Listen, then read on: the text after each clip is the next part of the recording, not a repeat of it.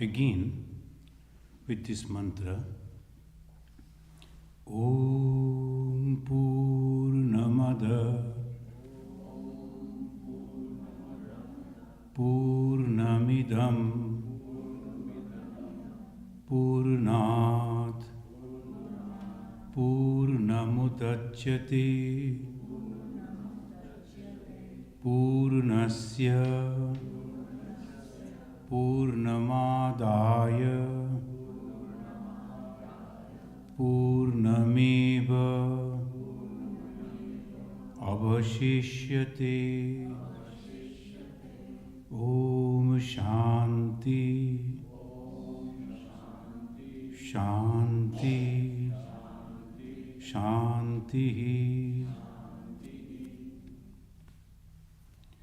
This Brahman is the infinite. This universe is also infinite. The infinite universe comes out from the infinite. By taking the infinitude of the infinite, namely the universe, it remains as infinite, the Brahman. Om, peace, peace, peace. Now, it gives the hints about the creation. And today, we are going to discuss about the creation, the mystery of creation. The section second of this Brhadaranyaka, it begins with that sublime, the tone. It says, Naibeha kinchana agre asit. Now you are all very much curious about the creation. What is this creation? And who created, how he created. In the very ancient Upanishad and in the Veda, Rig Veda, this is the most ancient scripture of the world. It says, the students are asking the teachers how this was made. And they are asking the questions was, where from they got so much of wood? As because we can understand, they used to live in the wooden cabins, that in those days it was all wood only. There was no cement, there is no bricks. So we can understand why they are asking in this way. Where from they got so much of wood to create this huge universe? From which forest they got these trees? So these are the questions. Why?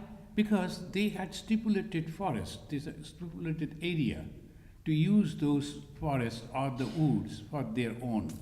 So they are asking these type of questions.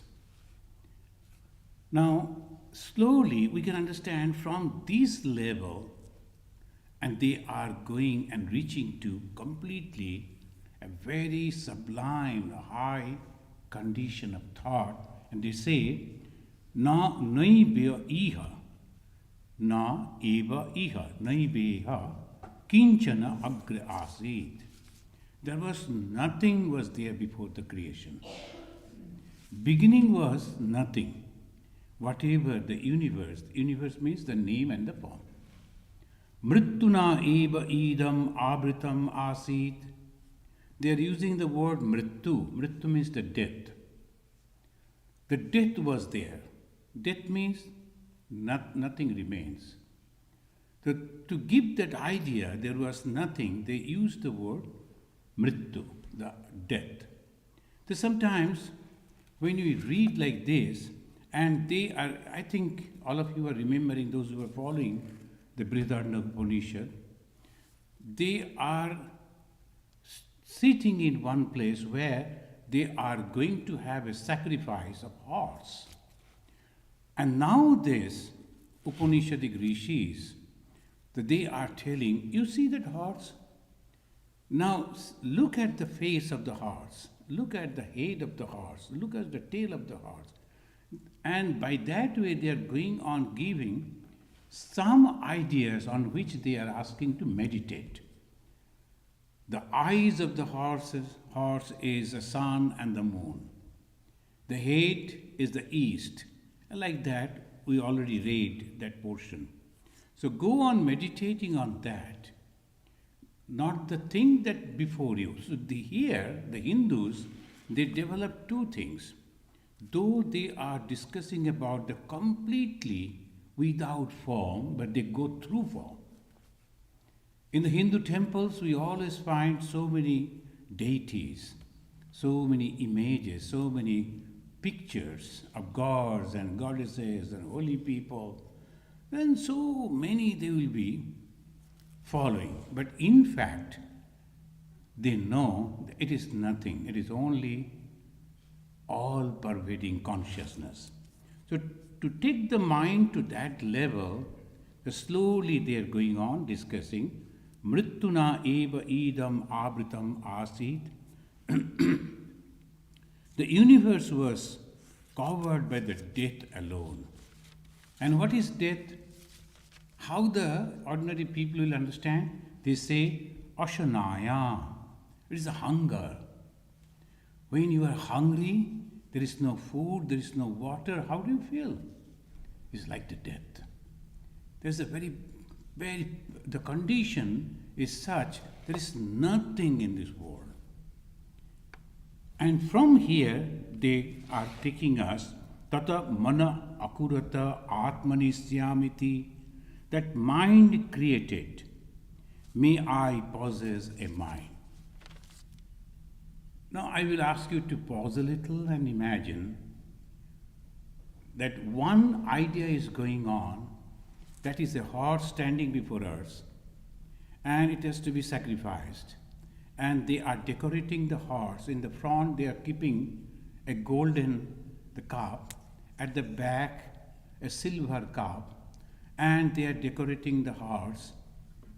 Now the Rishi is asking, look at that golden cup. So that is actually the sun that is rising, and the moon that is rising, and this creation. So many ways he is going on telling us. Then suddenly he is asking and giving us this idea, who created this? Because in creation somebody must be there. When I am creating this table, there must be the carpenter and the wood. Either carpenter himself is creating this, or somebody has engaged him to do that. So all these conditions are necessary to create. Who asked that Supreme Being to create? Is there anyone before that Supreme Being? So they said no. There was nothing actually. The Supreme Being is the first. So this is about the creation. Second, it says, when it was not there, how was the condition? It was painful, you can say. So say Ashanaya. Ashanaya hi mrittu. So it was like the death. Death means nothing was there. How it was? Very painful? Yes, you can say that. How much pain? When you are very hungry, how do you feel? Almost like that. So giving an example. The one gentleman came to Jesus Christ and he was asking, sir, how I can get God? You have to pray. How much that mental condition should be to get God? Then Jesus would come. He took him to the river and forced his head inside the water. And he was gasping for the air. Then when he was almost going to die, he left him. He came and he was gasping and said, like this. That like death. Death means there is nothing is there. I am going to die. So that feeling should be there that I am going to die. Ashanaya. Ashanaya means the hunger. Ashanaya hi mrittu. And it was like the mrittu and there was nothing. So this desire is coming now. What is the desire? I want a mind. Now someone, what is that someone? Consciousness. In different Upanishad, the same thing they will be describing in different way. And they will say that Supreme Being, which was only alone, which was all-pervading consciousness, And suddenly a thought crossed his mind and he said, let there be something for me to enjoy. Ekaham bahushyamo vihi. I am alone, I like to be many. So here in this Upanishad it says, the tata mana akurata atmanisyamiti. Now the word has been used Atman. The many of the people they study Sanskrit. The Atman means the consciousness. Atman means the soul. In this Atma, this word, it has been used to indicate the body, the mind, intellect, self, supreme self. So you have to understand according to the condition that what actually it meant. In Bengali, that is also very peculiarly they use the word. When they are leaving, they will say Ashi. Ashi means I am leaving. And when they are entering, they will use the word Ashi. Now, how they are pronouncing on that, it depends. So those who are learning Bengali, it's so difficult because unless you are living with them and you are growing up with them, it is very difficult to understand the Bengali even. Same word, Ashi. You can use it when you are leaving and you can use it when you are entering. Exactly opposite. But you are using the same word. So here, when they say Atman, this is also the same way. The Atma means the body, the Supreme Self. One has to understand according to the context. Now here this says the Atman, the mind, I want a mind. Why? Who is asking? That Supreme Being. Was he not having any mind? No, he was not. It is in the potential condition. That there are a lot of discussions on this. We won't enter into those pros and cons and all these discussions because it's very, very subtle way they are going to explain. But we will go in a simple way. The creation, for the creation, there needs someone to think first. A young child, he was asking his mother, Rabindranath, I think Rabindranath, he wrote in a poem, the child is asking his mother, where from you got me? Did you get me by the side of the road? And as the people, they pick up things, did you get me in that way? And the mother, the crying and hugging, and she said, oh the child, you were in my dream, you were in my desire. Anything that we create, we need a dream, we need a desire, otherwise it is impossible to create. We won't be able to do anything if we are not having the desire. So obviously, some desire is necessary. Where the desire will be, it is in mind. So that Supreme Being, which is all consciousness, all pervading, again and again I am repeating that, otherwise we will miss the point. The Supreme Being, which is all pervading, all consciousness, as if He Himself or it itself, it is not a male or a female, it is a consciousness, desired a mind. Why? Without the mind, how can he think? How will be desire? Without the mind, there will be no desire. So he is asking, Tat mana akurata atmani syam iti. Let there be a mind first. The Upanishad says, in the beginning there was nothing was there. Was it void? Now, on this point, some of the Buddhists, a school of Buddhism, not all the Buddhists, a school of Buddhism, they said everything has come out of nothing. Nihilists also say the same way. There was nothing actually, and suddenly everything came. But it is impossible. Something cannot come out of nothing. Then the Vedantin will argue, they suppose you have seen a ghost. Where have you seen the ghost? Over there in that corner. And what was there? There was a shadow. Shadow, maybe the reflecting coming from a far distance. The shadow is coming. You mistook that shadow as a ghost. That means something was there. The shadow was there. So you mistook that as a ghost. It may be. But nothing was there, you were just imagining first. Second, you had the idea of the ghost in your mind. And that is the reason you were thinking in that way. Now, do we have any idea of voidness? Nothing is there? No, we cannot. I will stop over here. I won't continue the argument. Can we imagine the voidness? No. Because our idea, particularly at this moment, we are not that way developed to completely give up all those thoughts that are crossing our mind. So some thoughts will be there. So those who are capable to control their mind, their thoughts, even then there is no voidness. Something will be there. The moment thoughts are not there, consciousness will come. The moment you completely free your mind from thoughts, what you will see? Consciousness. That is why the yoga, they say, in the meditation, you have to stop the flow of thoughts. What is meditation? Concentrating on a particular thing or completely stopping all the flow or the waves of your thoughts. Yoga, chitta, vritti, nirodha. In Sanskrit, the very first verse of the Yoga Sutra, it says, chitta vritti. That means the thought waves. Nirodha, you are controlling that.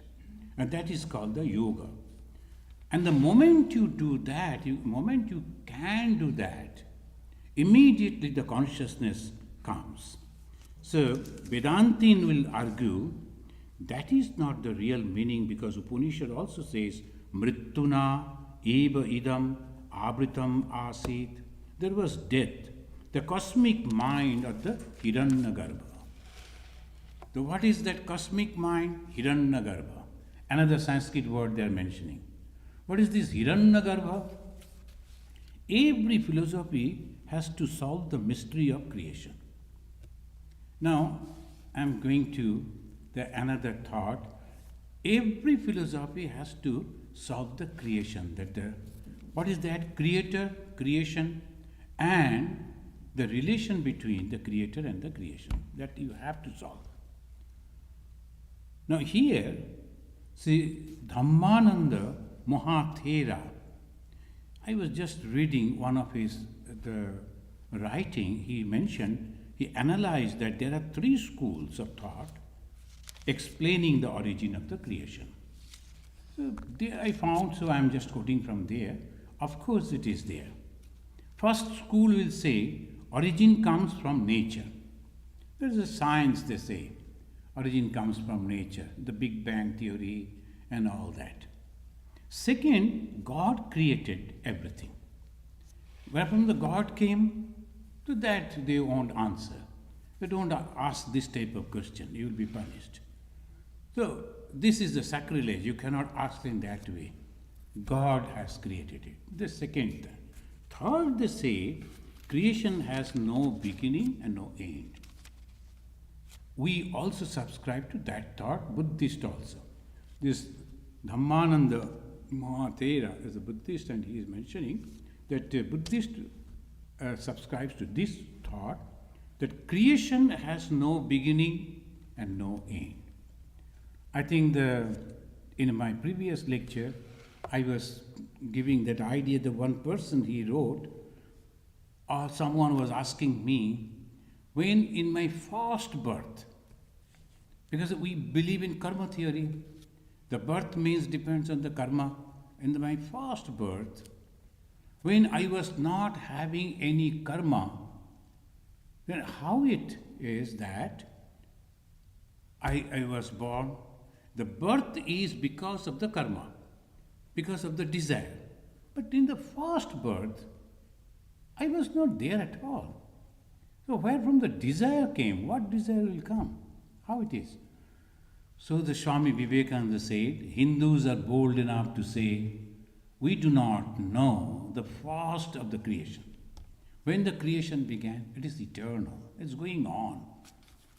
So this creation, that we subscribe to this also, the Indian religion subscribes to this idea. Then he has quoted Bernard Russell, that British mathematician and philosopher. This is 1872 he was born. So he was young at the time, we can say, when Swamiji was there.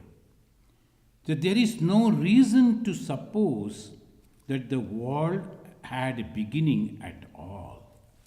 There is no reason to suppose that the world has a beginning. Some people, they have given the dates also. This was the creation of the world, and on this such and such date it is going to be destroyed.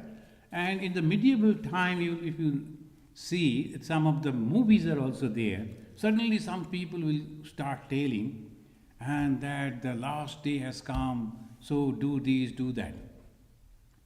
So Qiyamah, in the Muslim, they say Qiyamah, and in the Christian, they say last day is going to be completely destroyed. Again, the Noah will come with a boat, and all species will be there on the boat. All the stories goes. In the beginning of the creation and the end of the creation, Bernard Russell says, no, it is nothing. We should not think in that way. And he says very strongly that we should not, the idea that things must have a beginning, I repeat, the idea that things must have a beginning is really due to the poverty of our thoughts. In the philosophy, we can always say that it is always at the beginning less. Something is there which is beginningless. Bhagavan Sri Ramakrishna said, and Lord Buddha also, very peculiarly, Lord Buddha 2500 years before, and Bhagavan Sri Ramakrishna, we can say max to 200 years before. So this Sri Ramakrishna is telling in Bengali, originally said, Am khete eshecho, am khao. You have come to eat mango, eat mango. Don't go on counting whose tree is this and how many branches of the tree and how many, all this. If you go on counting, you will lose actually the purpose for which you have come over here. So what is the purpose of human birth? To go back to the source. And what is the source? We can say God, because that is the easiest word we can use when we can understand. So go back to God, go back to the source. Lord Buddha, one gentleman came, he was Molunka Putta. Putta means the son. You know that always they used to refer, there's not many names, so that there may be confusion. The same name of 3-4 people, so they will be adding the name of the father also. The Malunka Putta is not his name. Malunka is his father and he is his son. So Malunka is Putta. Putra, and in this pronounced as Putta. He came to Buddha and demanded that you must explain what is the creation. And then he threatened, if you are not going to explain it or can't explain it properly, then I am going to leave you. I won't continue your discipleship. The Buddha said, I don't bother whether you follow me or not, but the thing is, it is useless to try to understand it. Then he gave, and as the Buddha used to give, and Jesus also, always all these great teachers, the moment they will say something, and immediately they will give a parable, a story, so that you can remember it. Then he said, one person was shot by a poison arrow. Then all said, they'll take out the arrow and put the medicine. No. Who has shot that person? Find it out. So he was chasing to find out, and other people also followed, who shot the arrow.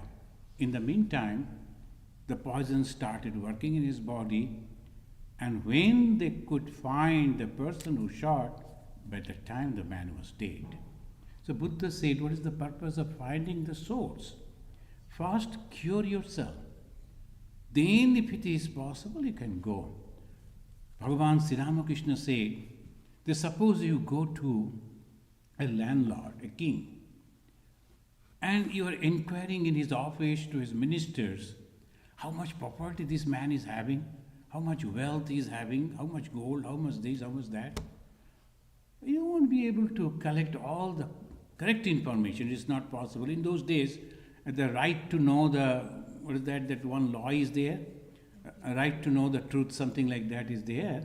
So in those days it was not there. And if you are showing your curiosity, you may be killed by the king. Why you are inquiring about? So that now Sri Ramakrishna said, it is better that you develop friendship with the king itself. Then the king, if he started liking you, he himself will say that this is my property, come, I will show you all this. Better go back to the source. The moment you yourself realize God, you will know everything. That's why they say, knowing one is knowing everything. Knowing one. And in our country, as they cook the rice, the ladies, they will take out only one rice from the boiling thing, and they will see if it is soft, it is already boiled or not. Not the whole rice they will go on pressure. Only one will be. One can give you the whole idea of the total. So here also Sri Ramakrishna, Lord Buddha, is indicating, go back to the source, and then finally you will know what is creation. Now the Bible, a Bible begins with this creation. The first sentence of the Bible, it says, in the beginning God created the heaven and the earth. In the first sentence they say, and how he created? In the first day he created light and separated it from darkness. Hence the day and the night was created. And it says how he created? Just by his wish. There was no light, and the God said, let there be light. And immediately the light came. The God can do it because he's all powerful. But just by thought he does. So first day he created the light, and he created it, separated it from the darkness. So the day and night came. Second day he created the sky and separated it from the water. And it was full of water in the beginning. So he took out from the water a huge space and placed on the heaven. So it became the sky. So that is the conception, that is the idea. How the sky came, like this only. So he created the sky and separated it from the water. Third day, that is Monday, Tuesday, Wednesday, they created land, seas, and the vegetation. And the fourth day created sun, moon, stars, and all these seasons, the winter, the summer, and all that. Fifth day, he created living creatures like the fish and the birds, those who are in the sky or under the water, and also crawling on all things he created on the fifth day. Sixth day, he created man and a woman. And here the Bible says the Lord is using that I am creating, but on the sixth day he said, let us create man out of our own image. Why he used we, the plural? Then the interpreters, they say, this is the time that God is accepting the three, that the Supreme God, the Father, and the Son, and in between the Ghost, Holy Ghost. So these three they are accepting. So this is the creation, clear idea of creation from the Christianity. This is all this they believe. We are not going to ask questions from the philosophical point of view. It is their faith, it is their belief. On the seventh day, God sat and took rest. and they called it Sunday. Afterwards, when the Gregorian calendar made, this day began, the Monday to Sunday got to rest in Sunday.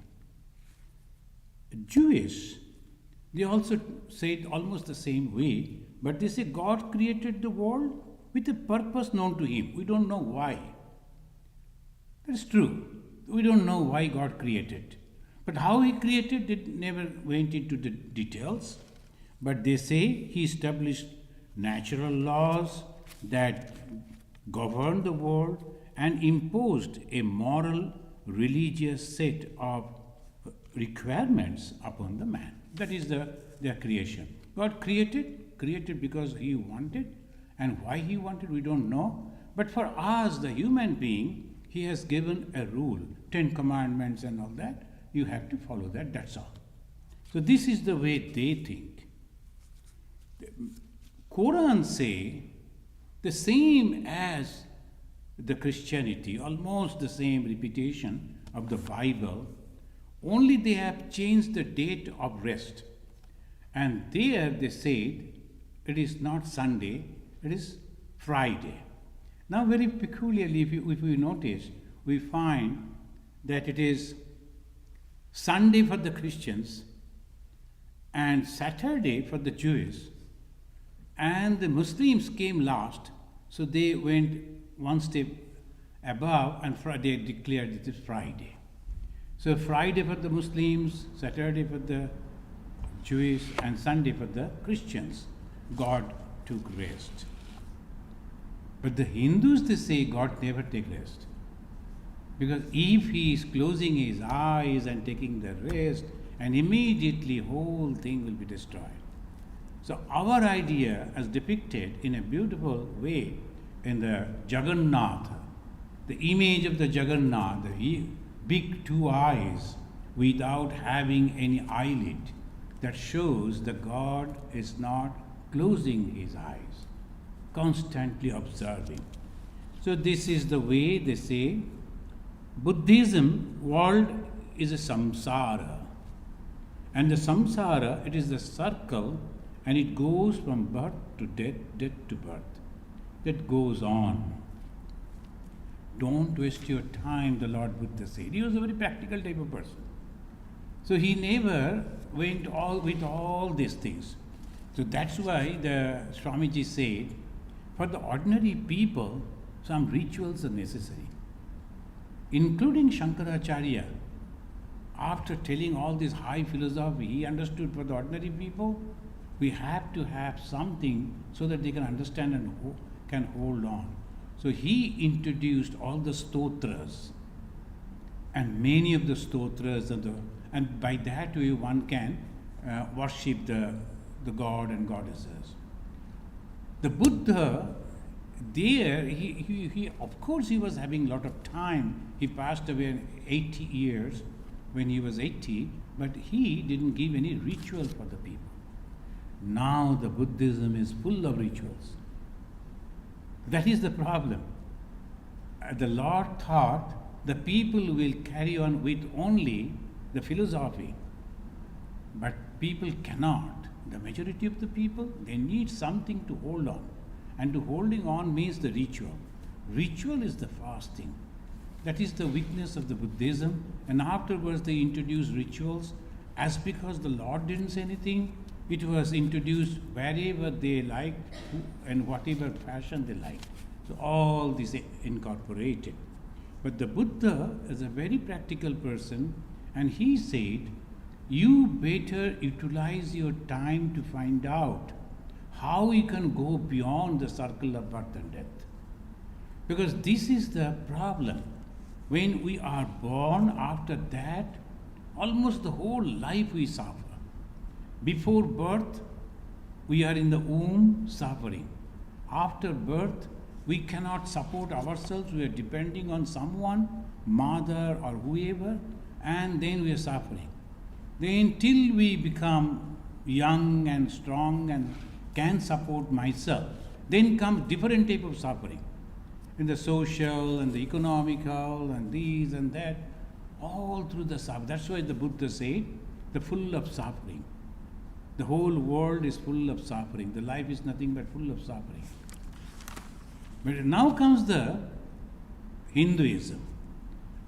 We are studying the Brhadaranyaka Upanishad, but we find in the Taittiriya Upanishad, and very systematically, they have given about the creation.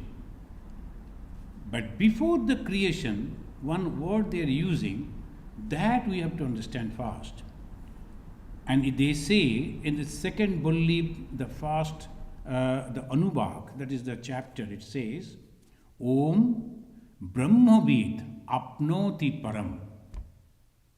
Om, that is the Omkara, is a symbol of the Brahman. Brahmavid, the one who has realized Brahman. And what is that Brahman? All-pervading consciousness.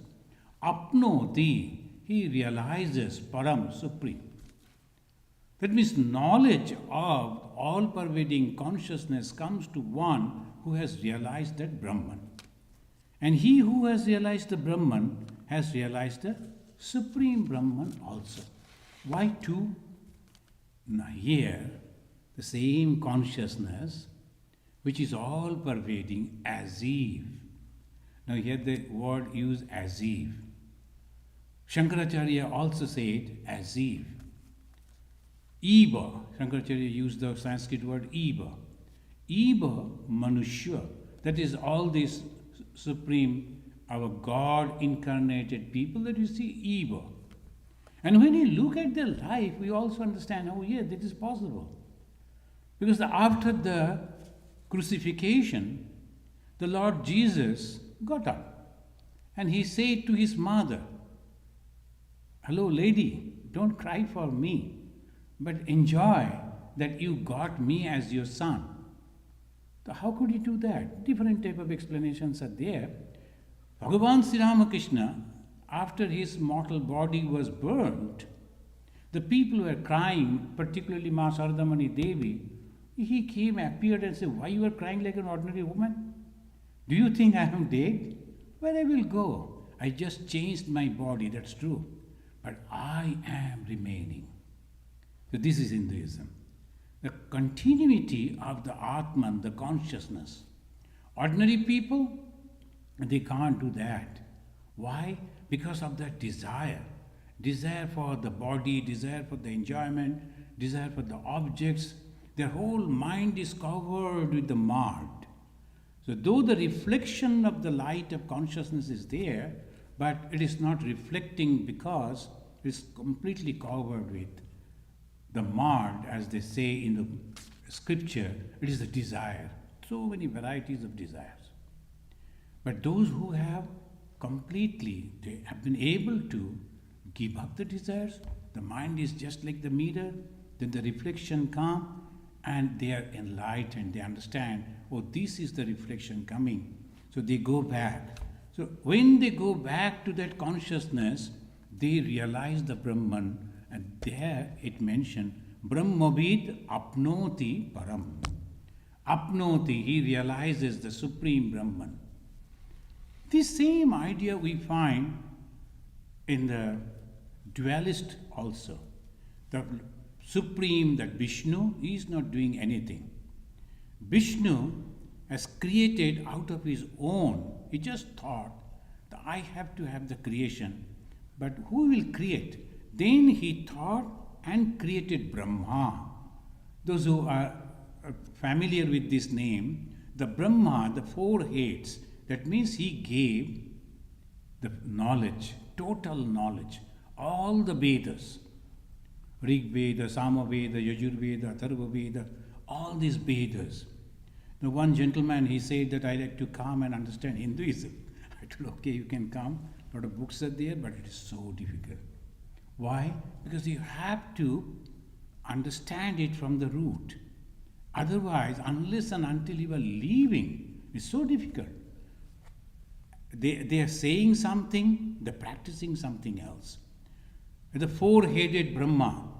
Then if you say, really four-head? Oh, no, there's nothing. The Brahma actually having the knowledge. So why then four-head? So Hinduism is so symbolic. The forehead means it is not the person cannot have four heads. It is only to give the idea that there are four different type of knowledges. And that knowledge comes sometimes in the form of a story, sometimes in the form of the songs and the rhythms, sometimes just straight they'll be giving that idea. So that's why they have made that four Vedas, the same knowledge in four different ways: Rika, Sama, Yaju, and Atharva. And it includes all type of knowledge, like the medicine, like how to do this, how to do that, how to maintain this, how to maintain that, all varieties. Each and every knowledge is known as Veda. So this total Veda was given to the Brahma, and Brahma was creating, and that is the Bhagavata. We find the Brahma is creating. How Brahma is creating? Again from the mind only. He is imagining this should be there. How we create? We create from our imagination also. Same imagination. We create in that way. The person, he wanted to have a house, and then he will think, oh, in my house, I have 2 sons and 1 daughter, so there will be 3 rooms like this. Attached bathroom is necessary. Maybe a veranda. What he is doing? Imagining. He is thinking. Then what he does? He gives to a company that this is my idea. Then you do it. That company, the construction company, they will come and the person will be there. He will draw and all these things, and a huge building comes up. Then you enter with the family. Maybe you will be inviting me to the housewarming day. It's okay. So that is the way it goes. Same thing if we are thinking about the God. God wanted to create, and he first created Brahma, and he gave him the power that you should create. And power means 2. Power to action and power of thought. First he gave the power of thought. He started thinking in that way and started creating. After the creation, what happens? Now here, Taittiriya Upanishad, he gives in this way.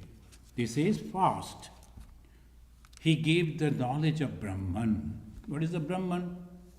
Again, he is explaining. It's Satyam, Jnanam, Anantam, Brahma. So there are few Mahavakyas. This is one of the Mahavakyas. Satyam, Jnanam, Anantam, Brahma. What is the Satya? That never changes. That is Satya. What is Jnana? There is only one. There cannot be 2. That is the Jnana. Though I see so many, it is actually one. When you go to see the movie, only one light is coming, and that is showing us so many things are going on. There are so many hundreds and thousands of soldiers are marching, fighting each other. The blast is going on. So many things are happening. Actually, one light is coming. And if you turn, you will see from the back they are focusing, and the one light is only coming. From one, millions are coming. The same way, only from one, everything has come. We just thought in that way, and creation came. So first you have to understand the Brahman. Then only it is possible to understand the creation. And this, what is this Brahman? They gave only 3. Satyam, unchanging, it never changes. Is the act of same way it continues. Same the Jnana, it is only one, it is not 2. Anantam, it is eternal. It has no beginning, it has no end. So this is the ultimate knowledge. From that, tasmat ba'i tasmat, tasmat, from that. That is not God. It is that Supreme Brahman, which is one, unchanging, eternal knowledge. Now this from tasmat ba'i tasmat, akasha sambhutaha, akashad vayu, vayu agni, agne apaha, adva prithvi, prithibhyam ausadayah, ausadibhya annam, anyat purushaha. So step by step is going on. Those who understand the Sanskrit, they will understand. Akasha means the space. Space has no limit. So that is the fast. Then came the Vayu, the air. Without the air, nothing will survive. The second step is the Vayu. And from that, the Agni. Unless there is the warmth, no one will survive. This room, we have kept that, the thermometer, the 68 warm. Otherwise, it is so cool outside. We won't be able to survive. We won't be able to concentrate to understand this philosophy. So that is the Agni. Agni Apaha. From the fire comes the water. And the water, from water Prithvi. Now again, this is the Vedantic way. If you go to the Dvaitist and our mythology, the God created this world and the water was submerging inside, the whole world was submerging into the water. Then the God came as a Kurma Avatara and he took that whole world on its back and lifted. And people say, hey, God has a tortoise? Not as a tortoise. The God has taken that form to help us. This is a Dvaitist, the dualist. Always God is helping. When the whole world is emerging into the water, how the God can help? So he came as a tortoise. Then all the 10 avatars. If you analyze in this way, it will be so easy to understand. The Advaitin, the Hindu, Advaitin, they don't say that. But the Dvaitin, it is easy for the ordinary people to understand. And for that only, they have depicted those pictures. And Brhadaranyaka Upanishad, now is the first chapter, section 3.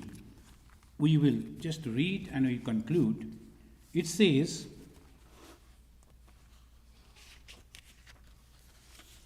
in a different way, take me from the evil to good. Now all these creations, everything is over. I am not going into details. Now we enter into the philosophy. What is that philosophy? Going back to the source. What is the source? Knowledge. What is that knowledge? Knowledge of one, not two. And what is that one? Consciousness.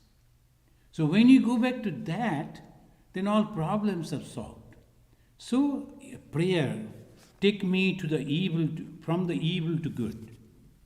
Asatoma sadgamaya, tamasoma jyotirgamaya, mrittorma amritam gamaya.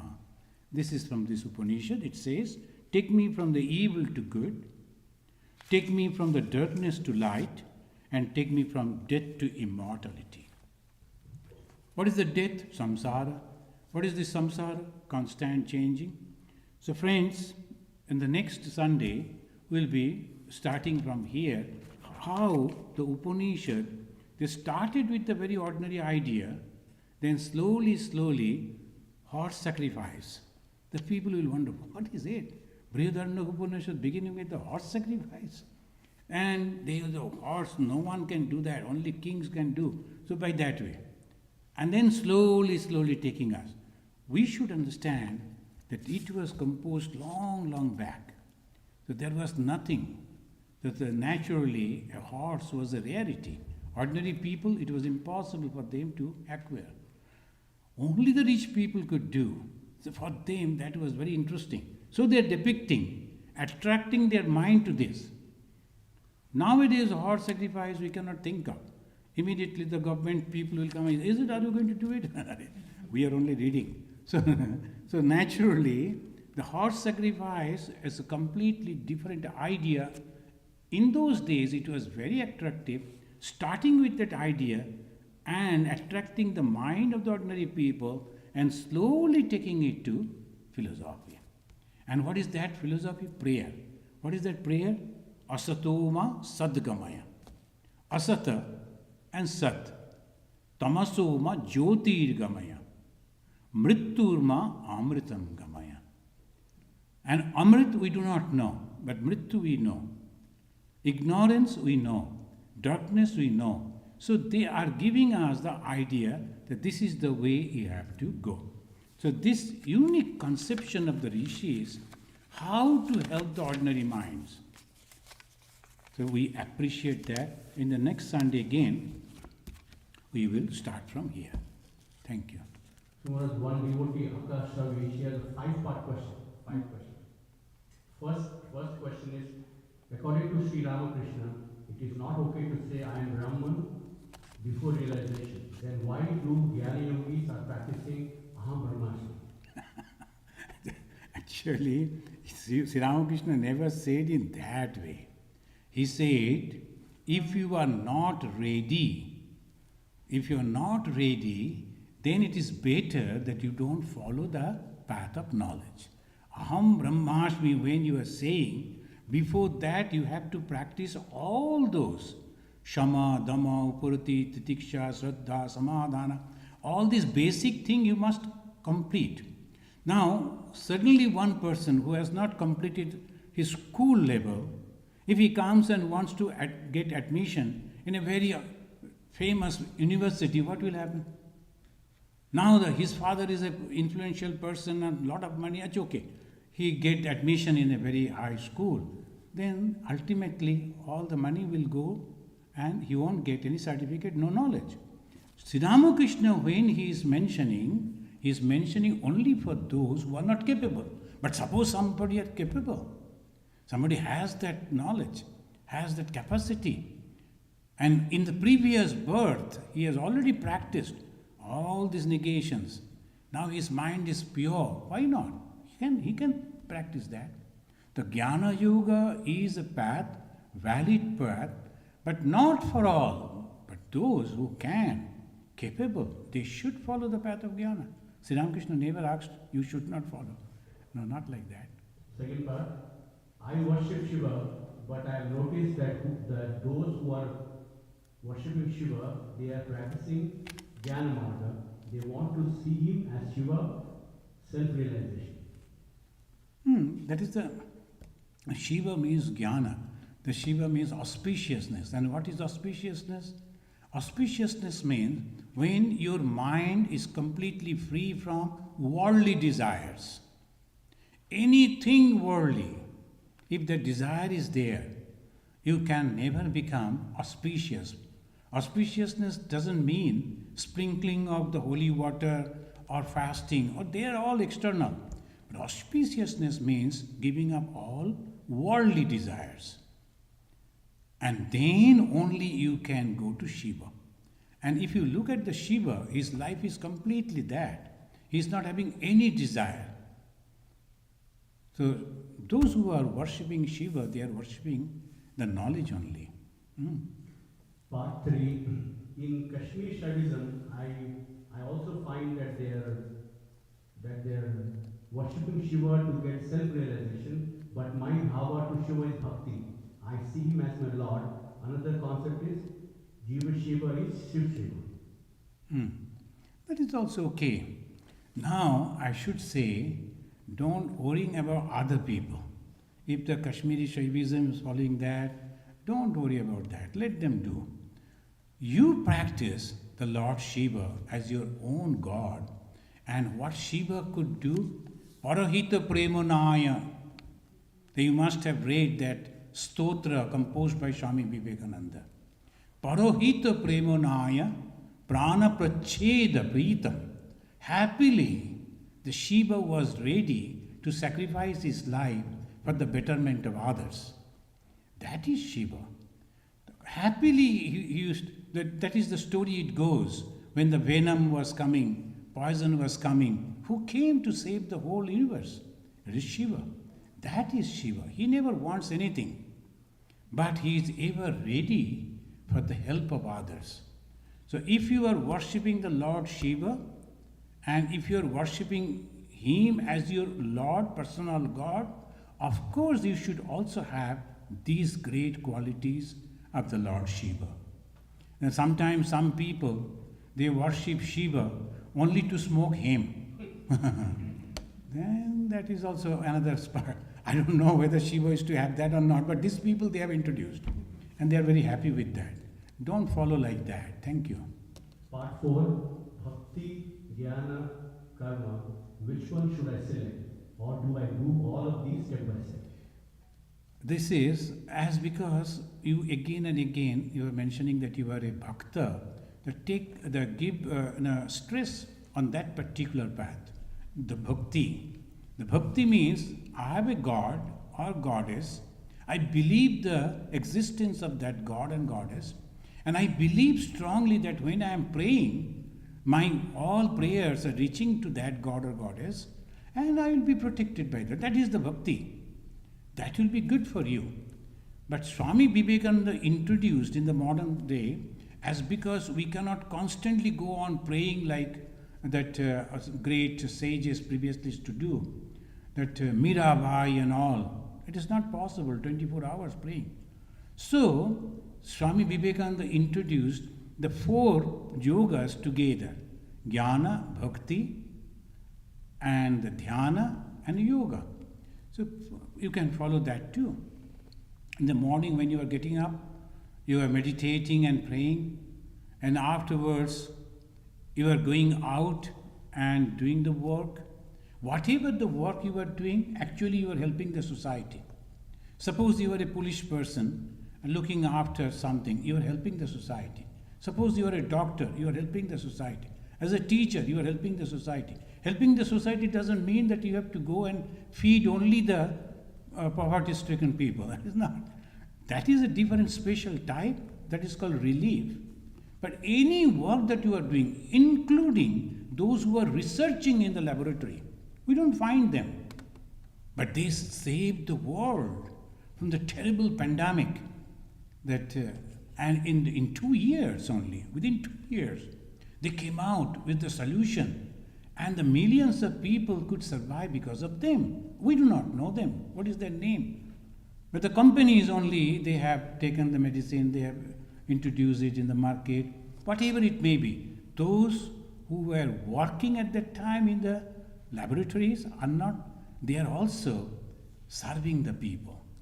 So when you are thinking of serving the people, whatever the capacity that you have, if you are performing in that way, that is also serving the people. Thank you. So let us say Shanti 3 times and we conclude. Om.